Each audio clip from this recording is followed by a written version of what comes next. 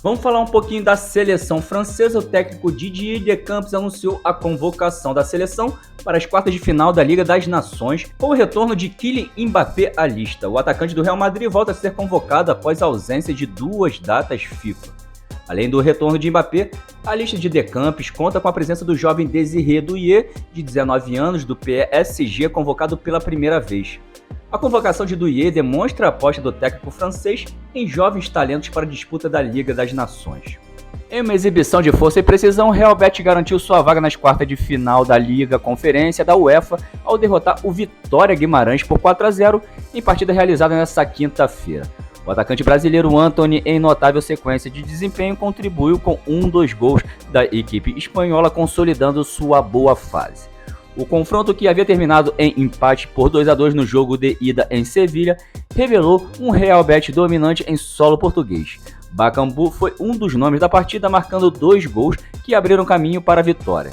Antony, com um chute preciso de pé esquerdo, ampliou a vantagem, enquanto Isco, ex-jogador do Real Madrid, selou a goleada.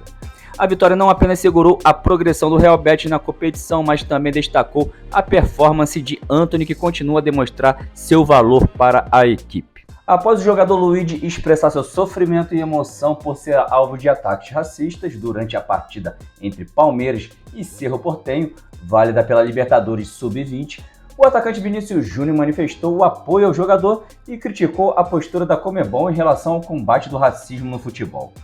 Parabéns pelo posicionamento, mano. É triste, mas fique forte. Vamos junto nessa luta. Até quando, Conmebol? Vocês nunca fazem nada. Nunca, postou Vini. O jogador Luigi manifestou intensa emoção e indignação após ser alvo de atos racistas durante a partida, expressando seu descontentamento com a ausência de questionamento sobre o ocorrido na entrevista pós-jogo. Não. É sério isso? Vocês não vão perguntar sobre o ato de racismo? Sério comigo? É sério? Até quando a gente vai passar isso? Até quando? Me fala, até quando a gente vai passar isso? O que fizeram comigo foi um crime, pô. Você não vai perguntar isso? Você vai perguntar sobre o jogo mesmo? A Conmebol vai fazer o que sobre isso? A Conmebol vai fazer o que sobre isso? CBF, sei lá. Você não vai perguntar sobre isso? Não ia, né? Você não ia perguntar sobre isso. Mas o que fizeram foi um crime comigo, pô. A gente é formação. Aqui é formação, pô. A gente tá aprendendo aqui.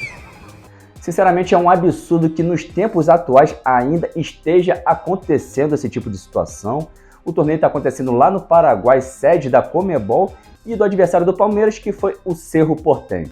O técnico Dorival Júnior anunciou a convocação da seleção brasileira para os próximos compromissos, surpreendendo a não incluir nenhum centroavante de ofício da lista de 23 jogadores. Entre eles estaria Endrick e Yuri Alberto, que fazem função de centroavante. A lista de atacantes é composta por nomes como Vinícius Júnior, Rodrigo, Savinho e Rafinha, já consagrados no cenário internacional, além das jovens promessas como Estevão, do Palmeiras, e João Pedro, do Brighton, da Inglaterra. A ausência de um centroavante tradicional reflete uma visão tática do treinador que busca um ataque mais dinâmico e versátil. Dorival justifica a escolha como uma mudança de perfil da equipe, priorizando jogadores com a capacidade de movimentação, velocidade e habilidade para criar jogadas de ataque.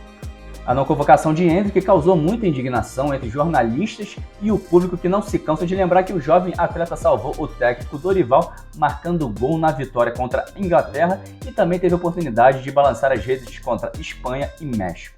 Muito se questiona se o Endrick fez a estratégia certa, sabendo que na seleção brasileira nenhum jogador que está no banco não tem um histórico de ser valorizado na seleção brasileira. E ainda mais no caso dele, que joga no maior clube do mundo, sendo reserva do Mbappé. Nas oitavas de final da Champions, protagonizada por Atlético de Madrid e Real, antes mesmo da partida começar, a torcida do Atlético de Madrid fez uma cantoria ofensiva contra Vinícius Júnior. Logo aos 20 minutos de jogo, o Atlético abre o marcador e a partir daí a situação para a classificação se iguala, tendo em vista que o primeiro jogo foi 2-1. Após o gol, Simeone adotou uma estratégia de recuar todo o seu time, protegendo o placar e apostando somente em contra-ataque. O Real Madrid, tentando impor o domínio de jogo, teve uma dificuldade de penetração e criação para conseguir empatar a partida.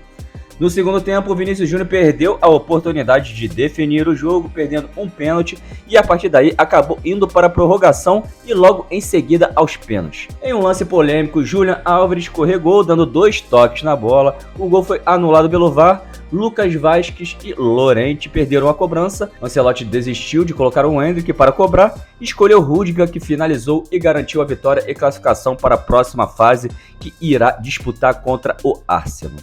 Na tarde deste domingo, o estádio Santiago Bernabéu foi palco da vitória do Real Madrid sobre o Rayo Vallecano em partida válida pela 27ª rodada do Campeonato Espanhol. O placar final de 2-1 refletiu o domínio da equipe merengue, especialmente durante o primeiro tempo.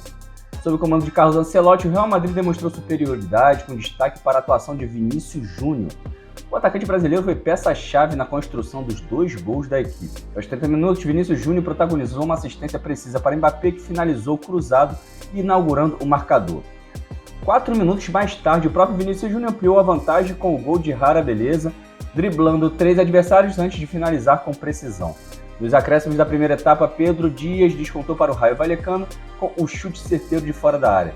No segundo tempo, o Real Madrid adotou uma postura mais conservadora, controlando a partida e administrando a vantagem até o apito final. A vitória consolida a posição do Real Madrid na tabela do Campeonato Espanhol, enquanto o Rayo Vallecano busca se recuperar nas próximas rodadas.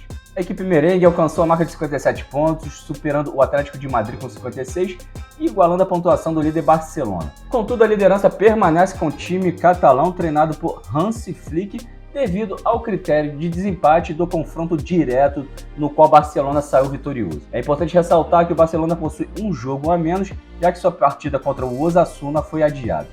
O Rayo Vallecano, por sua vez, mantém a 7ª colocação com 36 pontos conquistados. Na próxima rodada, o Real Madrid terá pela frente o Villarreal, enquanto o Rayo Vallecano enfrentará o Real Sociedad. Pessoal, muito obrigado pela companhia. Vamos sempre ficar de olho nos acontecimentos do futebol pelo mundo e vejo vocês nas próximas matérias.